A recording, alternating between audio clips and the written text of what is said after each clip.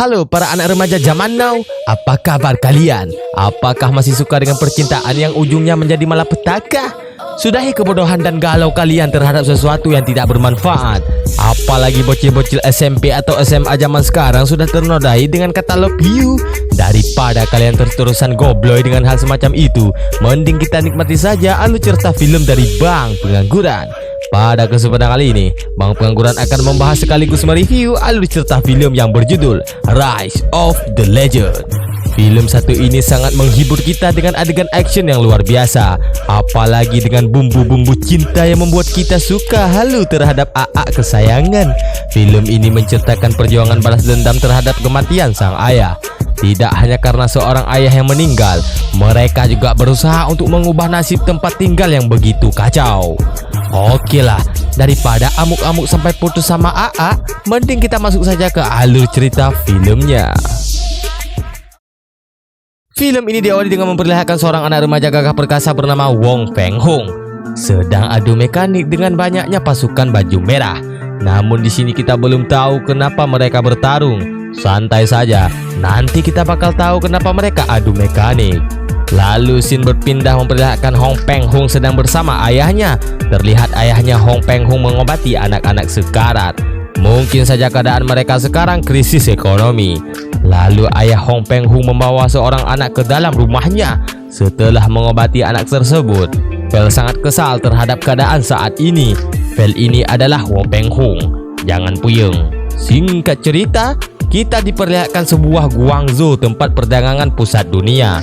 Guangzhou ini dikuasai oleh gangster calon neraka. Para penduduk di sana harus membayar mereka tiap bulannya. Banyak sekali pekerja mati karena bekerja tanpa minum dan makan. Guangzhou dikuasai oleh geng utara dan macan hitam. Macan hitam dan gangster utara selalu bertarung untuk mendapatkan keinginan mereka. Macan hitam dipimpin oleh Lai Gong. Lai Gong memiliki 3 anak angkatnya. Ada si penjaga harta, ada juga Gagak sebagai pengelola judi. Yang terakhir ada si Cobra yang suka dengan adu gabrut. Lalu kita diperlihatkan ada beberapa anak buah macan hitam sedang berlayar. Mereka orang terpilih yang harus mengabdi kepada macan hitam. Mereka berencana ingin menjadi anak angkat Lai Gong yang keempat. Saat sedang berlayar, si Boneng sok asik sama Fel. Boneng memperkenalkan dirinya pada Fel. Namun Fel malah diam saja mengabaikan bau mulut si Boneng. Tidak lama kemudian mereka berada di hadapan sang pemimpin, yaitu Lai Gong. Dengan besi yang dipanaskan, Lai Gong menguji Fel. Namun Fel yang sudah belajar 1 minggu sama Mang Ojon tidak takut sama sekalipun. Dengan teh yang sudah dipanaskan 3 jam, Lai sengaja menuangkan teh dengan cara tidak hati-hati. Terlihat banyak sekali yang tidak tahan dengan panasnya air teh. Berbeda dengan Fel, ia sangat kuat sampai tidak bergetar sedikit pun. Lai menyuruh Fel untuk meminum teh panas tersebut. Sungguh sakti, jika saya yang meminumnya, semua cacing dan virus dalam tubuh saya bersih dan mati. Lai Gong yang tidak puas dengan ujian yang cuma itu aja, ia akan mengangkat menjadi anak keempat jika mereka berhasil membunuh pemimpin geng utara. Bahkan Lai menyuruh mereka untuk membawa pulang kepala pemimpin geng utara. Tidak lama kemudian Fel sudah berada di kediaman geng utara. Ia langsung adu mekanik di sana. Dengan mudah ia membunuh anak buah geng utara. Pemimpin geng utara dengan pedang bersiap untuk adu mekanik. Pertarungan mereka pun terlihat seimbang. Namun sial sekali, pemimpin harus mengikhlaskan kepalanya pada Fel. Semua anak buah geng utara mulai datang untuk membunuh Fel. Fel berusaha kabur dari sana. Oh, rupanya inilah maksud dari scene awal tadi. Fel bertarung dengan anak buah geng utara untuk mendapatkan kepala pemimpin, karena ia ingin menjadi anak keempat dari Lai Gong. Fel berjuang dengan sekuat tenaga untuk membunuh semua anak buah geng utara. Bisa kita lihat Fel ini udah seperti Superman. Tembok saja sampai hancur dengan tangan kosong. Namun karena mereka terlalu banyak, Fel pun mendapatkan beberapa luka. Ia pun kewalahan mengalahkan mereka. Untung saja si Boneng berhasil mengalihkan perhatian mereka dengan marcun. Fel dibawa pulang oleh rekannya. Sesampainya di sana, Lai Gong sangat bangga terhadap Fel yang sudah berhasil melakukan misinya. Lai Gong langsung mengangkat Fel sebagai anak keempatnya. Jika kalian bertanya apa nikmatnya jadi anak Lai, Jawabannya kita bisa menikmati dunia seperti surga. Semua bisa kita dapatkan dengan mudah. Namun ini film guys, jangan halu. Lalu Vel diobati oleh si Boneng. Vel yang sangat puyeng dengan adu mekanik menyuruh si Boneng untuk diam saja. Anjir, udah panjang lebar aku curhat malah gak direspon. Kemudian Vel mengingat kejadian di masa lalu, di mana Vel memiliki 3 sahabat yang sangat ia sayangi. Ada Kyung Hwa, Chun, dan juga Huo. Rupanya pada saat itu Vel sangat tertarik pada Hwa. Belum sempat Vel mengungkapkan perasaannya terhadap Hwa, Hwa pun sudah diculik orang macan hitam. Vel pun memohon sama ayahnya untuk menyelamatkan Hwa. Ayahnya pun langsung menyerang salah satu macan hitam. Namun sial sekali, Hwa telah dijual olehnya. Ayahnya Vel pun bingung harus mencari Hwa di mana. Oleh karena kejadian itu, para macan hitam membakar rumah ayah Vel karena ayah Vel telah melukai salah satu pasukan macan hitam. Vel dengan ayahnya berusaha untuk menyelamatkan anak yatim yang terjebak di dalam rumahnya. Vel mencoba menyelamatkan Huo. Sial sekali, kayu dengan api panas membuat Vel harus bertato. Namun Huo berhasil diselamatkan. Sementara ayahnya Vel, ia harus ganti alam dengan api yang sangat besar. Vel dengan Huo berencana balas dendam. Datang teman ayahnya Vel bernama Mang Ojon. Mereka berdua pun dibawa ke sebuah gua. Di sana mereka diajarkan kungfu. Namun mereka tidak akan dilepaskan kecuali berhasil menjawab satu pertanyaan, yaitu apa arti dari balas dendam. Salah, salah, dan salah. Berulang kali mereka menjawab dengan jawaban yang salah. Kita kembali lagi di kediaman macan hitam.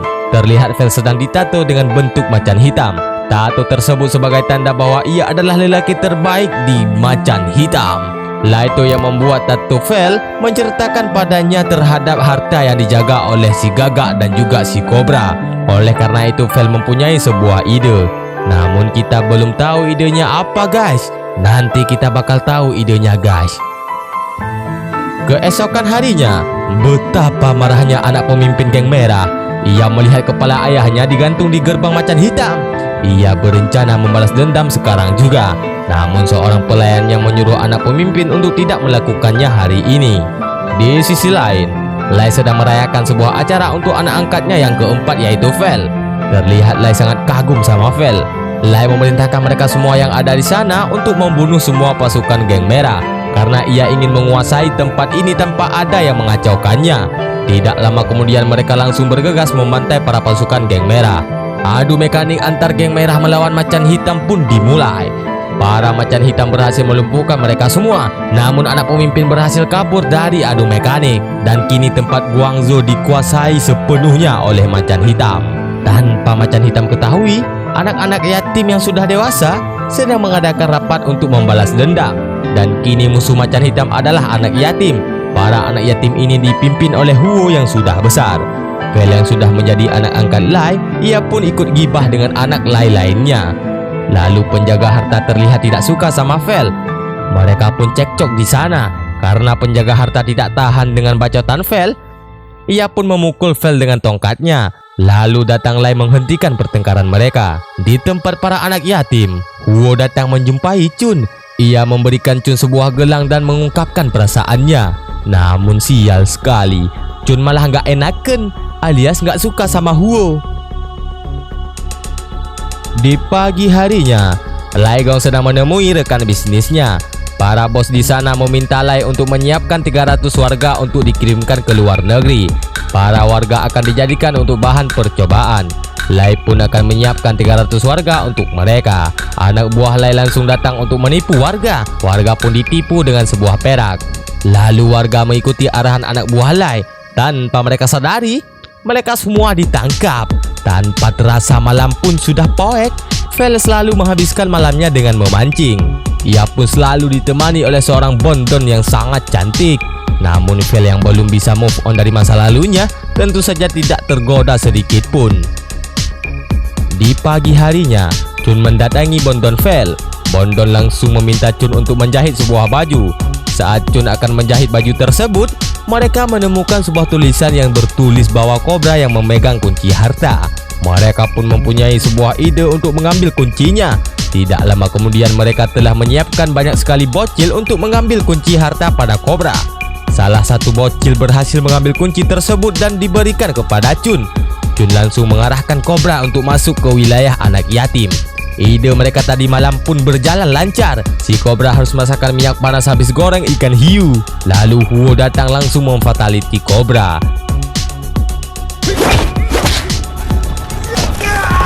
Dengan dibantu rekannya, mereka berhasil membuat kobra ganti alam. Chun langsung mengambil kunci dan akan meniru membuat kunci lain.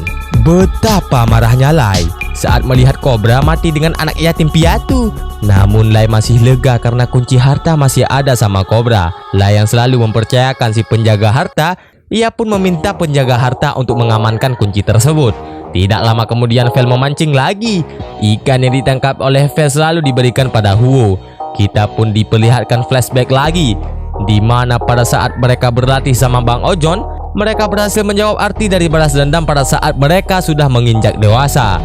Arti dari balas dendam adalah menyelamatkan nyawa orang lain yang selalu diajarkan oleh ayah Vel. Mereka pun sudah dibebaskan dari latihan.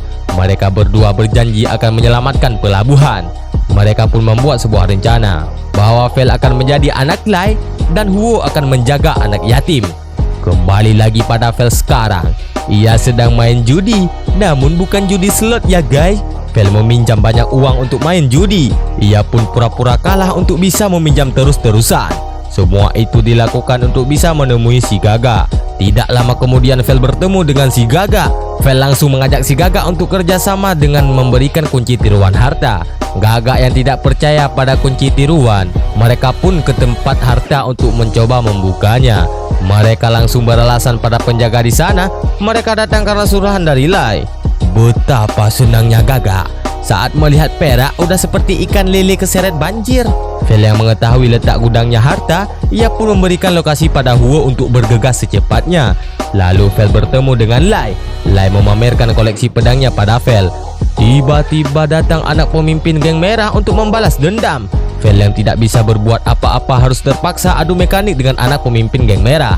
Lai menghadapi anak buah geng merah dan Vel berhadapan dengan anak pemimpin.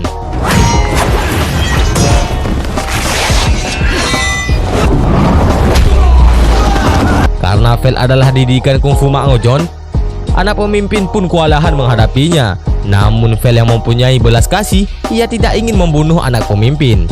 Sial sekali, Lai menendang pedang Vel sampai membuat anak pemimpin ganti alam. Vel pun terlihat sedih atas kematian anak pemimpin. Sementara anak yatim yang sudah berhasil masuk ke gudang, mereka pun membakar gudang macan hitam. Vel yang melihat para sahabatnya sudah berhasil berada di gudang, ia pun minta izin untuk mengeceknya. Gaga dengan pasukan mengikuti Chun, namun mereka tidak sadar dirinya sudah masuk dalam perangkap. Betapa kagetnya si Gaga saat melihat Vel sudah berada di sana. Oh, rupanya Gaga inilah yang sudah membunuh orang tua Chun. Vel langsung menutup pintu karena adegan ini tidak boleh ditonton oleh anak-anak. Lalu Chun menceritakan bahwa Huo telah memberikan sebuah gelang padanya. Oh, rupanya mereka telah menjalin hubungan tanpa Huo sadari. Mereka privasi karena tidak ingin Huo sakit hati. Setelah basa-basi dengan si Neneng, Vel bergegas menemui Lai. Betapa sedihnya Vel saat melihat Huo sudah diikat. Lai menanyakan di mana keberadaan para anak yatim lainnya. Huo menjawab bahwa mereka sedang sibuk dengan tugas lain. Lai yang panik akan kehilangan harta, ia meminta Vel untuk menjaga Huo. Ternyata Chun sudah berhasil membuka gudang harta. Orang miskin sangat senang dengan harta yang berlimpah. Lai dengan penuh kemarahan, ia memerintahkan penjaga harta untuk membunuh mereka. Sementara Vel, ia berusaha melepaskan Huo. Namun Huo tidak mau dilepaskan karena ia tidak mau misi mereka gagal hanya karena dirinya. Huo menyuruh Vel untuk menyampaikan pesannya pada Chun bahwa ia sangat mencintai Chun. Tidak lama kemudian Lai kembali lagi ke sana. Lai menyuruh Vel untuk menggunting lidah Huo. Aduh, sungguh tidak enakan. Namun tiba-tiba datang penjaga harta dan anak buahnya sambil membawa monyet Gaga. Lai langsung menyuruh pasukannya untuk memeriksa kunci harta. Betapa kagetnya penjaga harta saat melihat sebuah bekas seperti tongkatnya. Rupanya Vel sengaja memberontak pada saat itu untuk bisa mendapatkan cap tongkat penjaga harta. Lai pun sangat marah pada penjaga harta, namun ia tidak langsung menghukum penjaga harta. Penjaga harta pun sangat kesal terhadap semua yang terjadi. Ia pun melampiaskan kemarahannya pada Huo. Betapa sedihnya Vel saat melihat sahabat satu bantal mati di depan matanya. Tidak cuman itu, kematian sahabatnya membuat Vel sangat terpukul. Bahkan ia selalu menangis atas kematian sahabatnya. Bondon yang berada di sampingnya pun turut berduka atas kematian Vel. Lalu scene berpindah pada Bondon dan Chun yang sedang menuju ke tempat penjaga harta. Mereka berencana untuk membunuh penjaga harta. Bondon langsung berpura-pura suka pada penjaga harta. Bahkan ia berpura-pura benci terhadap Vel. Mau coba ke knalpot? Oh, tentu saja penjaga harta yang sangat suka dengan adu gabrut. Ia pun tergoda. Namun sial sekali, rencana Bondon gagal untuk membunuh penjaga harta, melainkan dirinya harus mati di tangan penjaga harta. Jujur saya tidak kuat melihat perempuan dibunuh dengan cara begini. Lalu penjaga harta mendekati temannya Bondon. Dengan trik pura-pura habis lihat Mbak Kunti, Chun berhasil membuat penjaga harta ganti alam. Chun pun sangat sedih atas kematian si Bondon. Chun menemui Vel memberikan kabar kematian si Bondon. Chun juga memberikan pemberian si Bondon pada dirinya, yaitu sebuah patung Cina kecil. Betapa sedihnya Vel, karena patung itu cuma dimiliki oleh Qiang Hua. Ia pun tidak sadar bahwa Bondon yang selama ini bersamanya adalah Qiang Hua. Aduh, sangat tidak enakan.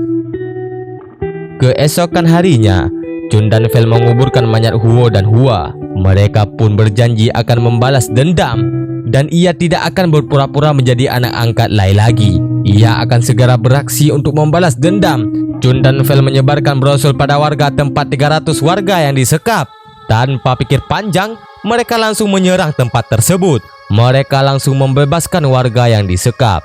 Betapa marahnya Lai saat mengetahui Vel adalah dalang kekacauan semua ini.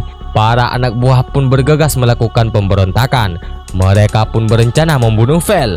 Sementara si Boneng, ia seperti tidak enakan jika membunuh Vel, apalagi saat melihat Vel melatih warga kungfu untuk berjaga-jaga. Lalu Vel sedang menyelamatkan rekannya. Mereka pun harus berhenti karena ada si Boneng di sana. Namun si Boneng bukannya menghadang Vel, ia malah membantu Vel untuk menyelamatkan rekannya.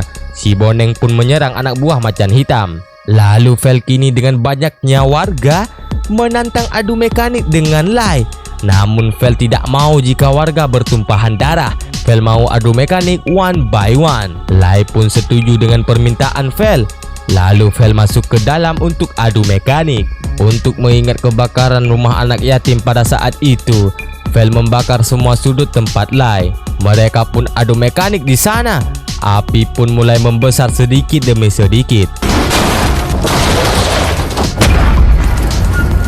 Terlihat Lai tidak tahan dengan panasnya api. Lai akhirnya terjatuh dengan serangan Vel. Tapi Vel tidak ingin Lai mati. Lai yang kesal terhadap Vel, ia pun melepaskan tangannya dan terjatuh ke bawah kobaran api. Vel pun sangat sedih melihat kematian Lai Gong. Namun Vel tidak bisa berbuat apa-apa demi warga bisa hidup tentram. Di akhir film, mereka sangat menghormati perjuangan Vel yang sudah mengubah nasib Guangzhou. Ia sekarang menjadi pengganti ayahnya yang sudah ganti alam. Dan film pun sudah berakhir. Bagaimana? Sangat seru bukan? Yang sangat terpukul bagi saya penikmat film di film ini adalah saat Vel harus mengikhlaskan sahabat sejatinya demi mengubah nasib warga. Dan juga ia tidak sadar bahwa kekasihnya masih hidup, yaitu Bondon yang selama ini bersamanya. Apalagi ia tidak melakukan apa-apa untuk orang ia cintai. Bahkan orang ia cintai mati dengan cara mengenaskan. Oke lah, itu tadi alur cerita film Rise of the Legend. Buat kalian yang suka dengan video ini, jangan lupa tinggalkan like ya. Komen di bawah untuk request film apa lagi yang harus kita bahas. Subscribe juga untuk mendukung channel Bang Pengangguran. Aktifkan loncengnya supaya kalian tidak ketinggalan video updatean dari Bang Pengangguran. Sampai jumpa di next video. Bye bye.